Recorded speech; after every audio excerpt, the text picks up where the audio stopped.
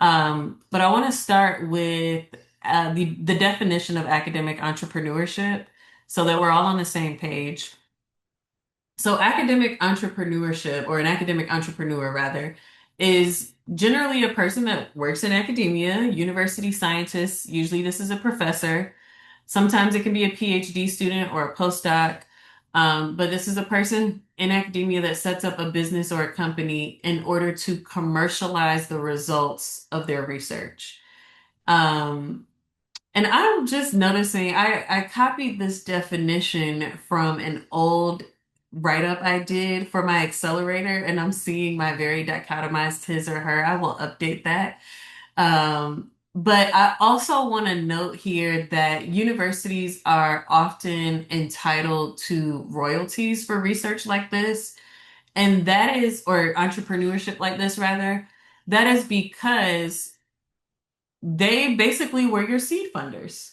So all the work that you've done, all the publications that you've done, the grants that you've won, pilot studies, whatever you've done, if you are doing entrepreneurship related to your research, your institution more likely than not will feel like they deserve some of whatever you're bringing in because they supported you in doing that work. So if you're going to do something, if you're a sexual health researcher like me and you do something related to sexual health, you need to be checking with your institution to see what exactly is it that they are entitled to. Are there limits on how much time you can spend working on this thing? Um, Basically covering all your conflicts of interest bases, and your IP bases, like whose intellectual property is this? Does it belong to the institution because they have basically footed the bill for some of your quote unquote startup costs?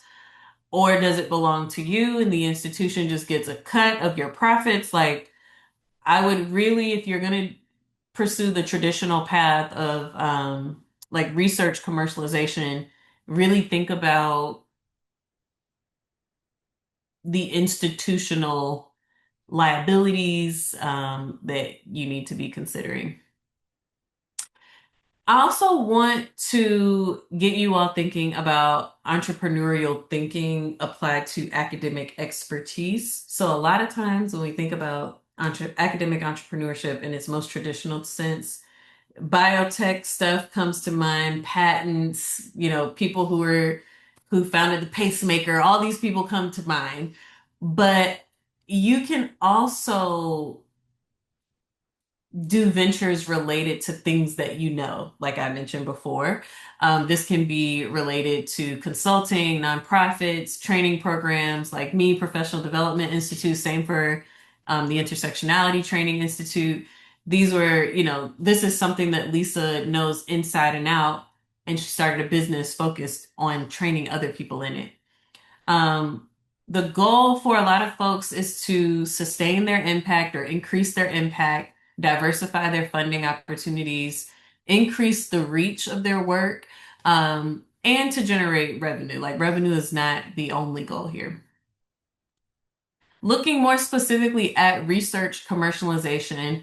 So, this is turning your research outputs into a marketable product or service. I mentioned this before, but sometimes this involves patents, licensing, trademark startups, or tech transfers through the institution. The goal is usually to bring a specific research discovery to market. An example, a lab develops a biomarker for early cancer detection, they file a patent, and then they partner with industry to actually bring that to market. So, one of the things I like to say to people is all research commercialization is academic entrepreneurship, but not all academic entrepreneurship is research commercialization. So when you think about your own work, you might be expanding beyond patents and tech transfers. And if that is the case, I want you to ask yourself, how can my skills, my knowledge, my gifts live and thrive outside of the academy. That should hopefully help you create some expansiveness in terms of your options. You can ask yourself what my business mentor had asked me. What is it that people, if you're, interested, but you're not sure where to start, what are people asking you to do frequently? That means you are already an expert in that area. People see you as an expert in that area. What do you do for other people? Sometimes for free. A business might be living in that space. Thinking about commercialization pathways. So there are a few different pathways here. One is, and this is probably the most familiar, research to product. This is what most people think of when they hear the word commercialization, but taking again tangible outputs of your research and bringing them into the real world as products. So this might mean creating a digital health tool like an app or a web-based platform or decision support model. A lot of my examples will be health related because I'm a health researcher. Um, so for example, imagine an app that helps patients track their symptoms in real time, or a platform that connects people with culturally tailored resources. Um, Others might be working toward like diagnostic devices or tools, intervention curriculum that can be licensed. This is probably most relevant for our behavioral researchers or other health researchers in the room. And then also your IP, intellectual property, or text transfer basics.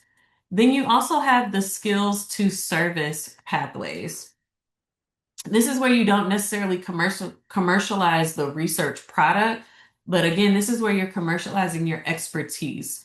So I mentioned consulting. This might look like consulting with a cancer center or a maternal health center or a sexual health center.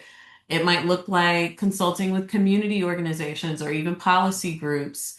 It could even be consulting with other academics.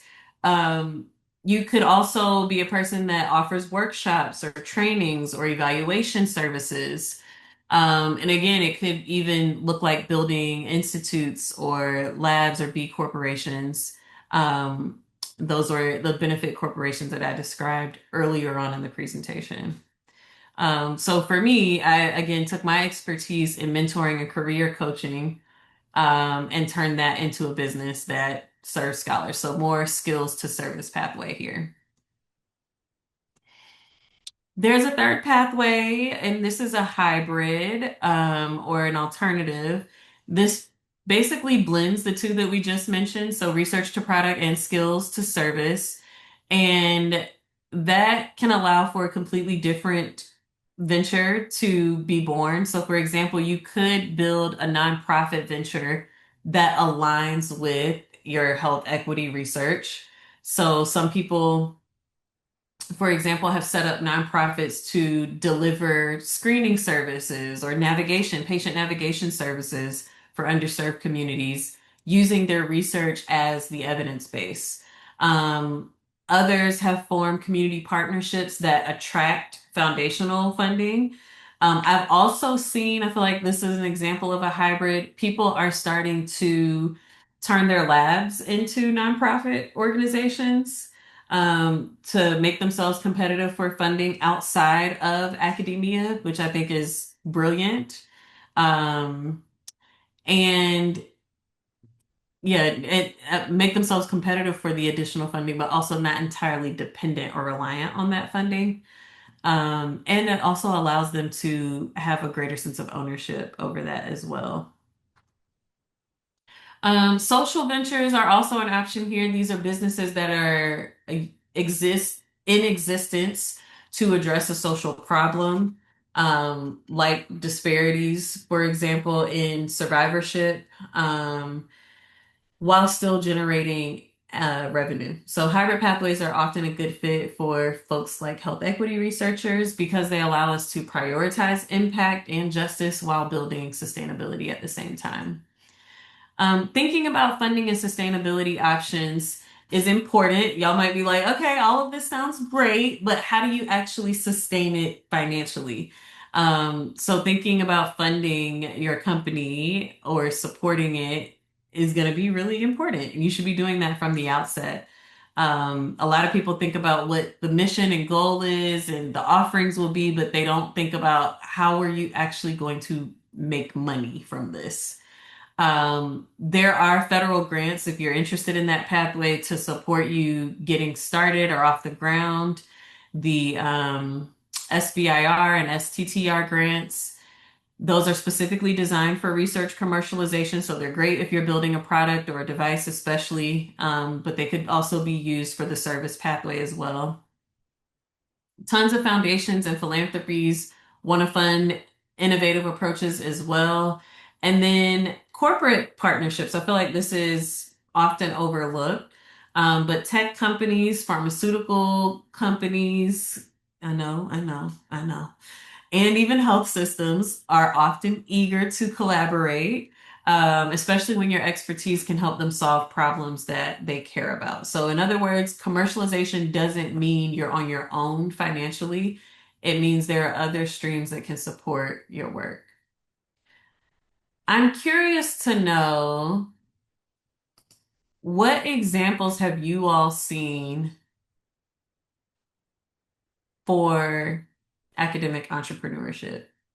It might be a friend or a colleague or somebody you follow on the socials. What examples are you all seeing?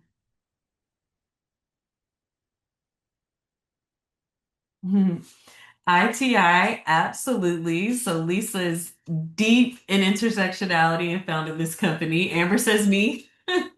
Happy to be a possibility model in this space. Um, Elise says consulting, mainly the time exchange for money. Yes. Michelle says consulting. Michaela says consulting. Yes, Bonnie says health focused content creators. Ooh, that's one I have not talked about or added to my talks in this space, but definitely people are making money as content creators. Offering workshops or being a speaker. Jennifer Freyd's Nonprofit Center for Institutional Courage. I've not heard of this. Thank you. Oh, Lauren, thank you.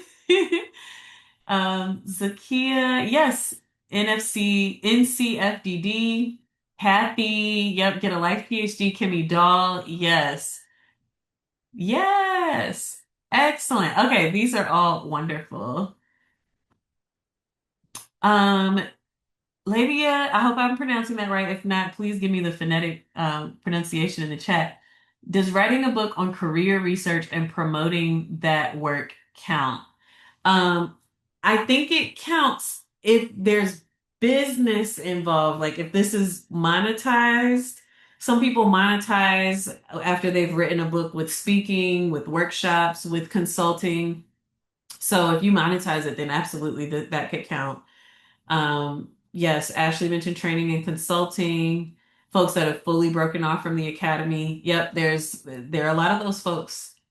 And that let me also say there are people doing work too or have businesses.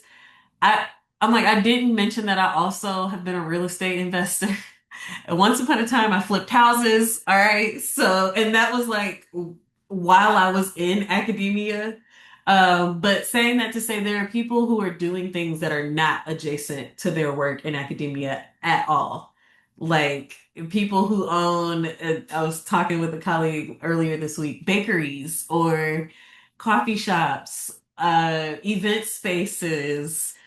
They got cars on Turo. Like, it's all kinds of things that you could do, not squarely related to your expertise in academia. Wonderful. So my examples mirror some of the ones that you have mentioned, but I wanted you all to have some concrete examples. I'm highlighting Dr. Mark Roth first because this is often what academic or science entrepreneurship looks like. An older white man who wants to save the world with med tech and gets lots and lots of funding to do so. So Roth had a ton of scientific achievements. He was actually awarded a MacArthur Foundation fellowship, and through that, sort of as a roundabout way, he acquired a lot of additional support for his entrepreneurial endeavors and research. Um, he also acquired another company, and then his company was bought. He ended up selling his own company to a UK pharmaceutical company for more than $2 billion. Wow, right? And his work is related to like hydrogen sulfide and exploring the molecule's potential to modulate the body's metabolism. Um, like just wow. I show you this. I'm not saying any of this to dismiss his work. I think his work is important, remarkable even, but I want to name who usually gets the funding, who the accelerators usually support, who gets the investor meetings, who gets the press coverage. And his path has been enabled by systems that were built for him. And this is why the next two slides matter a lot to me.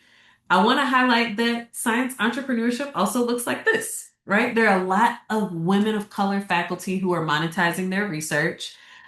This is one of my colleagues or colleague friends, and this is Dr. Aisha Metzger. She has used her scholarly expertise to serve communities that mainstream mental health companies or systems have failed. And she has built a revenue generating enterprise around that mission. She didn't wait for a grant, although she has grant funding also, but she didn't wait for a ton of them to validate the importance of her work. She built the infrastructure to do it. And I would argue, I think she would agree with me, that she has had far more impact with her research through her business than she has in academia, right? And same for somebody already mentioned Carrie Ann, well, they mentioned her business, Carrie Ann Rockmore, who founded the National Center for Faculty Development and Diversity, trained thousands and thousands of faculty, postdocs, graduate students, helping them to be successful in their career. Um, so entrepreneurship, it can look like you too. It doesn't just have to look like what we've traditionally been exposed to. And I also want to highlight, I mentioned this briefly, that there's so many different pathways outside of academia where you could, launch yourself into entrepreneurship. This is, a graphic I stole from the interwebs by Larry Kim, but you could sell stuff on Etsy, on eBay. You could do graphic design work. You could watch people's dogs if you're a dog lover. You could teach people how to speak a language that you're a native speaker in or one that you have learned. Like literally, there's so many different opportunities for entrepreneurship that are beyond academia. And let me check my time here. Okay. I like to ask people this question to see what's percolating. What's one aspect of your research that could become a product, a service, a program, or something else that's not on this slide?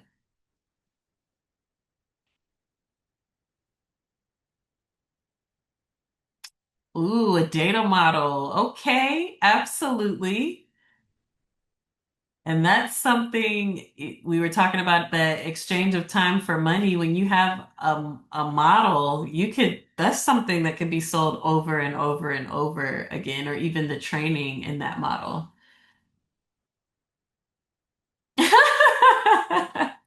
Bernice, you are cracking me up. Amber, yes, a workshop series for sure. There are people, I think about like the influencers on Instagram. There are people who are making loads and loads of money and they don't have nearly as much education or expertise as you all have. They, looked at this thing for 5 minutes on Google and said, I'm gonna teach a course on this. And people are buying it. Yes. How to recruit.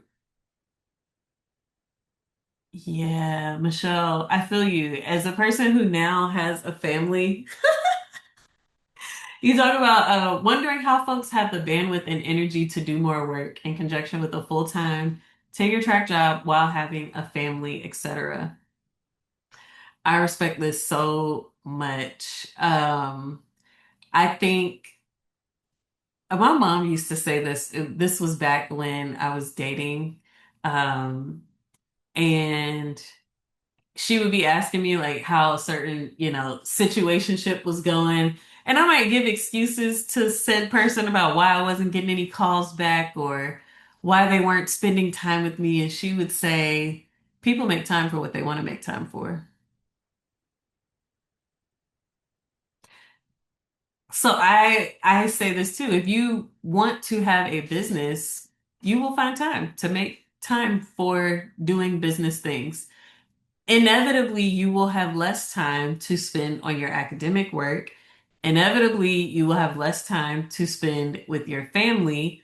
But if you are boundaried around work in general, and I know I could speak for myself, I don't have a choice. I have two young kids, 1 and 2 at the moment. I literally cannot work around the clock like I just cannot. It's impossible for me to do. So there are things that I have to do in academia differently and things that I have to do in business differently so that I am not the only person carrying all the labor. And so, Michelle, to answer your question, I think the only way that it can be done is that you're not the only person doing it. Like with your research, you're not the only person moving the needle forward on your work. I have very capable postdocs. I have very capable MPH students. I work with other people's doc students. I don't have any doc students of my own. And all of them help contribute to grant writing, study, running data collection, recruitment, paper writing, that idea generation, like that is not something I'm doing in isolation. And, even relevant to this space, like community has always been an important part, and necessary part of the work. Um, all right, so let's see. I got a few more minutes. I'm gonna cherry pick my slides so that I can finish on time. I also like to highlight that academics have entrepreneurial skills. Our research involves us solving complex problems using vision, organization, anticipation of problems, developing solutions, seeing things through to the end. We're not sort of instant gratification people. And there's a similar sort of underlying thread in business, identifying a problem that needs to be solved and developing and offering a solution. Um, so our research has really helped, like your skills that you've built as a researcher, I guarantee you they will serve you as an entrepreneur. Even in acquiring funding. So in academia, we're expected to get grants for some of us, loads and loads of them. Similarly, some of them are expected to get investors to support their ventures or bootstrap, which is still money, even if it's your own, is still you getting money to support a thing that you want to do. Publications. So in academia, we have that expectation to publish our work. If we whittle that down, essentially we're expected to effectively communicate the value of our work, um, in many instances and the quality of it. It's the same concept when you're launching a company. You have to be able to clearly articulate the value that you're bringing to the table. Make sure you're demonstrating the quality of what you're bringing to the table of your offering or your service as well. And that goes, hand in hand with the presentations we're expected to do. Team leadership. A lot of us have research teams that we lead or departmental committees. For those of us still in school, student associations. Some of us also lead job search committees. But often we are expected to be a part of teams and lead teams of others, navigating various learning styles, various skill sets, various personality types. And the same is true in entrepreneurship. You have to find people who are willing to work toward a shared goal for your company and lead them effectively in achieving that goal. So identifying people who can make good contributions and also like channeling their skills toward the goal that you have. Um, and one area, I know there are a lot of community-based participatory research folks in the room. And for those of us whose work falls in this space, the trust that you've built with communities is a business asset. Your community partners will co-create with you. They can refer clients, they can validate your offerings and open doors that no marketing budget would ever be able to open for you. Um, and that skill is also incredibly important. Like it takes skill to build trust with communities. And that's something that you have a skill that you've already acquired. So what I'm going to end with are just the most common mistakes that I see people making as they're getting into this space. Let me see. Actually, I'm gonna do this slide first and then I'll get into mistakes and then I'll close. So I know I just mentioned we have a lot of shared skills with entrepreneurship, but I also want to highlight that there are some mindset shifts that are required for academics transitioning into entrepreneurship. The first thing is in academia, we move so slow. Entrepreneurship is like lightning speed compared to academia. You are often, like in academia, the best way we make decisions, we often do a lot of talking, thinking, analyzing before we make any moves. But as an entrepreneur, a lot of us act first and then analyze later. I understand that that can cause a whole lot of harm. So most of the time, it's wise to act with some data, using data informed decision making, but it doesn't always have to be data that you generated. It might be data from other people that you're using to inform your decision making and your actions. But quick movement is essential because your goal in entrepreneurship is to fail as fast as possible. Every time you fail, you can evaluate what worked, what didn't work, make adjustments, and get back into action. Failing gives you so much data. And that allows you to iterate as you move forward.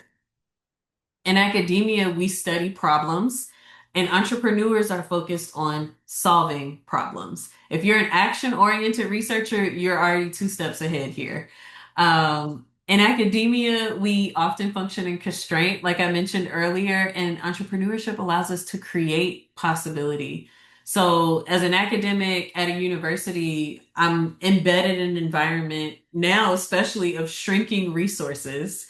There's no budget for this. The funding is shrinking. You got to do more with less. There's like a constant pressure that shapes the parameters of our thinking to the point that brainstorming about solutions always starts with what can be done with little or nothing. If I don't win this grant, what can I do? Um, but as an entrepreneur, it's like you're dreaming up the solutions first without the constraints, and then you figure out how to make that a reality, how to make what you've imagined a reality. So instead of assuming no resources are available, it's entrepreneurship is giving abundance mindset. It's trusting that the resources will always be generated to fund a good idea. In academia, we focus on patterns, and entrepreneurs often focus on the exceptions. So when I was doing, getting business mentorship earlier on in my entrepreneurship journey, I talked to a lot of people who told me to focus on the, small percentage of businesses that are highly successful. Like, look at what what those folks are doing differently. Those folks are the exception to the rule because most businesses fail. The probability that your first business will fail is high, like 90 some percent of them fail. Keep trying. You don't give up, right? You want to be the exception to the rule here. So there's so many, I have a lot of friends in recent years who tried entrepreneurship, family members. Almost all of their first businesses have failed, and almost none of them have tried a second business. I just want to encourage your spirit. Keep trying. Just like people go through these NIH reviews, some of the most successful academics I know anticipate a rejection on their first try. They're already, when they're putting their application materials together, they're already talking about strategizing for their resubmission. Same concept here in entrepreneurship. And the last thing that I'll say, academics, we often loathe self-promotion. Um, and entrepreneurships live for it. So, as an academic, I've been professionally socialized to believe that people should quietly do good work, right? Submit reviews of others and submit awards for others, or but for your own work, you let that work speak for itself. You do the good work and let the amazing things happen. But as an entrepreneur, I I'm in love with the solutions that I'm offering. I think they're amazing. So I have to constantly make um, opportunities to talk about them, to extend invitations for other people to step into our programs, for example, because I'm aware of the transformations that have occurred as a result of what I'm offering. One entrepreneur I follow, I love how she talked about it. She's like, see the thing that you're dreaming up as a life raft. And your customers are out in the ocean in front of you drowning. And you're holding the thing that they need to survive, to thrive. Like, throw it out there. They won't know it exists until they see it, till they hear about it, until they're aware of it. You can't have any shame in talking about this thing that you've created for other people.